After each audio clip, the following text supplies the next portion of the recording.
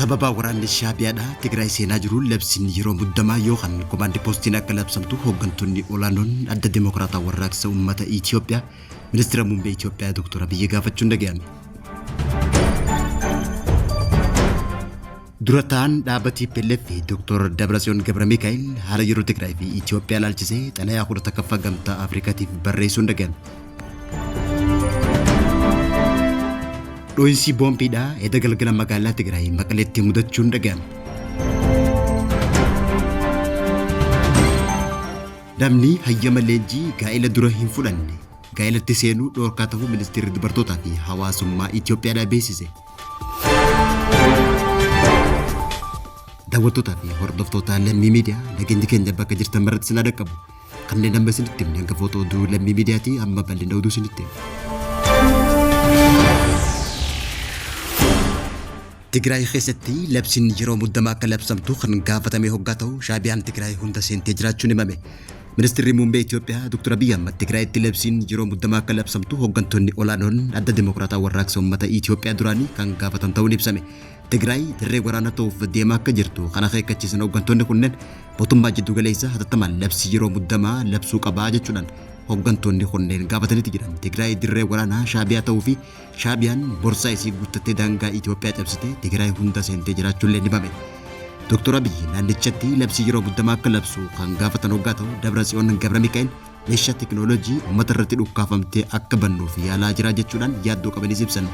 Afyaa'in mana marii federeeshinii duraaniitii fi hooggantuun olaantuun adda Dimokiraataa warraaqsa uummata Itoophiyaa duraanii adde Keeriyaa Ibraahim waggoota baay'eef erga callifteen booda guyyaa irraa haala yeroo ammaa Tigraay fi gocha mootummaa jiddu galeessaa ilaalchisuudhaan yaada kenniteen uummanni Tigraay mootummaa federaalaa cinaa akka dhaabbatu yaamicha dabarsuudhaan mootummaa cinaa dhaabbannee uummata rakkoo isaa jalaa baraaruuf haa tumsinu jechuudhaan dubbatte. Adde Keeriyaan gaafii deebii waagaatti miidiyaa wajjin taasifteen mootummaa federaalaa cinaa dhaabbachuu malee filannoon biraa hin jiru jechuudhaan mootummaan federaalaa gaafilee deebisuu danda'u mormuudhaan odoo hin taane cinaa dhaabbachuudhaan deebisuu danda'a jennee amannaa jechuun dubbatte.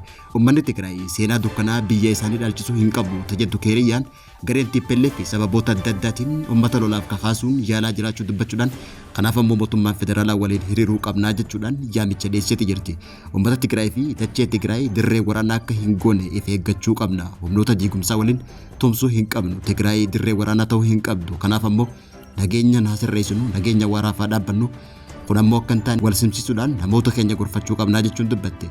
Itti dabaluudhaan adde Keeriyyaan ani nagaa bu'uu qaba jeetiin amana waraanni dhaabbachuu qaba jechuudhaan Tigraay keessatti nageenya akka argamuuf yoo seeraan furmaata argachuu hin dandeenye labsii yeroo muddamaa labsamuu qaba jechuun dubbatte.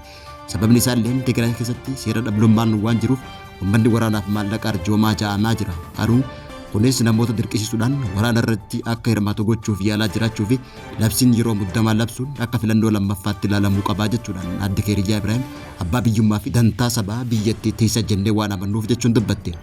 Uummanni seera dhablummaa keessa waan jiruuf bulchiinsi yeroo aangoo dhuunfatee seeraan bulchuu hin dandeenye hundaa ol Tigraay naannoo Shaabiyaan keessa socho'aa jirtu waan ta'eef nagaa buusuudhaaf labsiin yeroo muddamaa labsuu qabaa jechuudhaan cimsitee dubbatte. Dhiphina waraana Tigraay keessatti uumame hordofuun mootummaa jiddu galeessaatii fi TPLF waraana marsaa afuraffaatti seenuuf qarqararra waan jiraniif dhaabbata mootummoota gamtoomanii dabalatee biyyoonni humna gurguddaa qaban Tigraay keessatti waraanni haaraan akka hin banamneef dhaamsisii dhiyeessuudhaan humnoonni lamaan sochii waraanaa gurguddaa gaggeessaa jiran akka dhaaban yaamicha dhiyeessite. Durataan dhaabbata TPLF Dabratsiyoon Gabramikaa'el yeroo 11ffaadhaaf xalayaa dhaabbata mootummoota gamtoomaniitii fi gamtaa Afrikaatti barreessuun dhaga'ame. Durataan kun bara kana qofa xalayaa 10 akka barreesse kan ibsame yoggaa ta'u xalayaan haaroonni tun jala bultii yaa'ii gamtaa Afrikaa 39ffaa magaalaa Finfinneetti taa'amuu deemtu irratti raabsuun dhiibbaa dippiloomaasii addaa taasisuuf yaalaa jiraachuun ibsame. Xalayaa Dabratsiyoon Gabramikaa'el durataa gamtaa Afrikaa amma pirezidaantii Angoolaatiif biyyoota miseensa gamtichaatiif erge keessatti gamtichi dhiibbaa Itoophiyaa irratti tarkaanfii ariifataa fi qindoobinaan akka fudhatu kan gaafatu hoggaa ta'u qabxiilee gurguddoo 5 xalayaan tun of keessaa qabduu fi hojiirra oolmaa waliigaltee nagaa Piriitooriyaa dhimma baqattootaa fi marii siyaasaa jalqabuu kan laallatu ta'uun ibsame. Xalayaa Dabratsiyoon irra deddeebiidhaan erguu fi uummataaf ibsa kanneen qabxiilee ijoo muraasa irratti gaafii kan kaafame hoggaa ta'u gaafiin wayyaaneen dandeettii hordofii fi mirkaneessa gamtaa Afrikaa cimsuuf dhiyeessite adeemsa kanaan dura tureetti quufuu dhabuun yookaan dandeettii gamtichaa hojiirra oolchuuf qabdu daangeffamuu ibsate jira.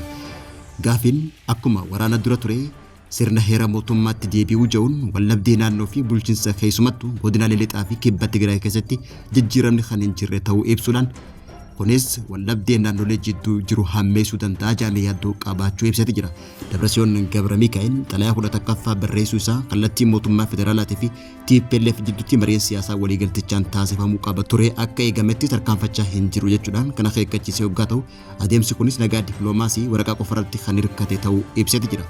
Hooggantoonni gamtaa Afrikaa walgahii Finfinneetti taasisan irratti adeemsa nagaa Itoophiyaa akka ajandaatti kan laalan hoggaa ta'u dhimma kun ammoo akka salphaatti ilaalamuu akka hin qabnee fi dippiloomaasiin kun irra deebi'amee kan laalamuu fi akkasumas qabxiileen Dabrasioon marii siyaasaa jalqabuuf kaase waliigaltichi waldhabdee waraanaa xumuruu bira dabree gara furmaata siyaasaa waaraatti akka ce'uuf fedhii fi yaaddoo qabaachuu ibsee jiraachuun ibsame.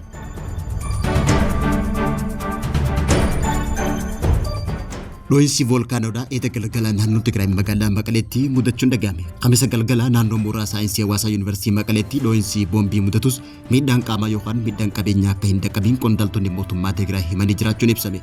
Akka hoogganaan biiroo nageenyaa fi bulchiinsa magaalaa Maqalee obbo Raadaanyi Fitsaa raadiyoo biyya keessatti himetti dho'insi boombii kun galgala tilmaamaan sa'aatii 3:00 naannoo Karra Gubbaa mooraa daldalaa magaalittiitti kan mudate hoggaa ta'u taateen kun miidhaa geessisuudhaaf kan yaadame don taane sodaa uumuudhaaf kan yaadame ta'uu ibsatee jira. Jiraattonni tasgabbaa'anii gocha shororkeessummaa kana akka balaaleffatan kan gaafate hoogganaan kun jiraattonni magaalichaa haala sodaa fi burjaajii keessa akka jiran illee ibsatee jira.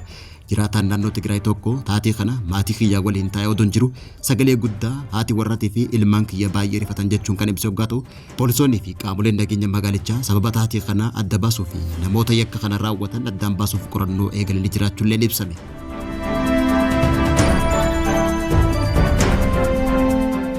Namni hayyama leenjii gaa'ela duraa hin qabne amma booda gara bultiitti seenuu akka hin danda'amne ministeera dubartootaa fi hawaasummaa Itoophiyaadhaa beeksise.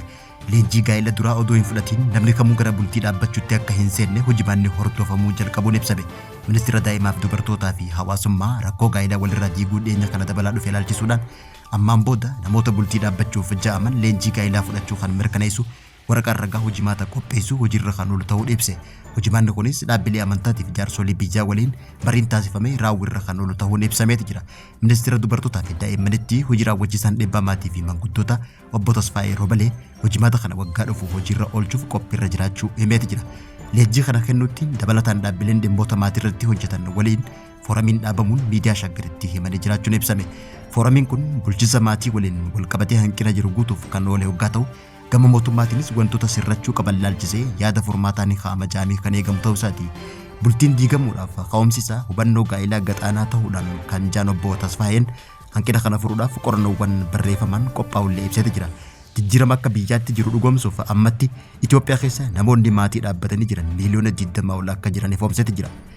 Tajaajila galmee siivilii tajaajila lammummaa magaalaa Finfinnee magaalattiin waggoota dabarirraa bultii diiguun 54 dabaluu beeksiseeti jira.